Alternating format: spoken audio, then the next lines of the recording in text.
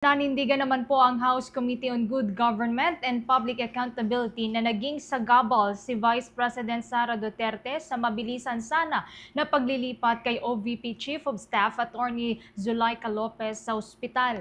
Maalala na naglabas ang komite ng isang kautusan na ilipat sa Women's Correctional Facility sa Mandaluyong City si Lopez. Ilang sandali matapos na ilabas ang naturang order, sinabi ng komite na hiniling ni Attorney Lopez na madala siya sa pinakamalapit na paggamutan dahil nahihirapan umano siyang huminga. Agad naman siyang dinala sa Veterans Memorial Center, ngunit inilipat din kinalaunan sa isang pribadong paggamutan.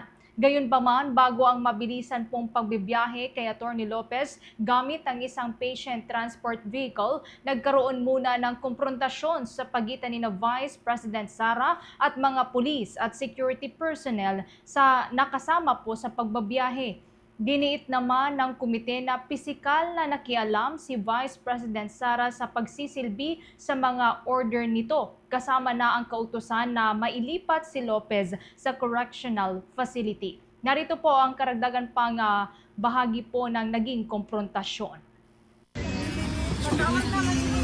Hello, baby! Ano ba? Excuse me! Hindi ito convict. Ma'am, dadalhin po namin sa St. Luke's. Hindi. Kanina, sinabihan kayo sa St. Luke's. Dinala nyo dito. Hindi ko po alam. Ibang driver po yun. Nako, sir.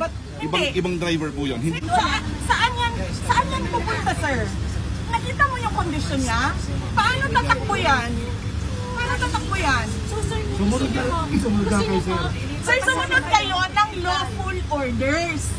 Huwag yung alam nyo na injustice na siya sa mga tao.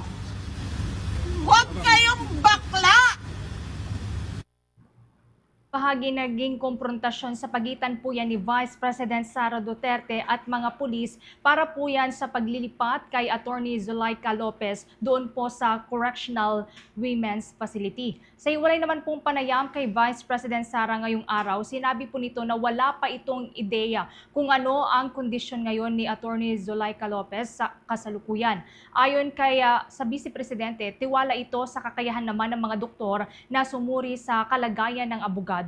Kasunod po ng kanyang medical emergency kaninang madaling araw. Narito po ang pahayag ni Vice President Sara.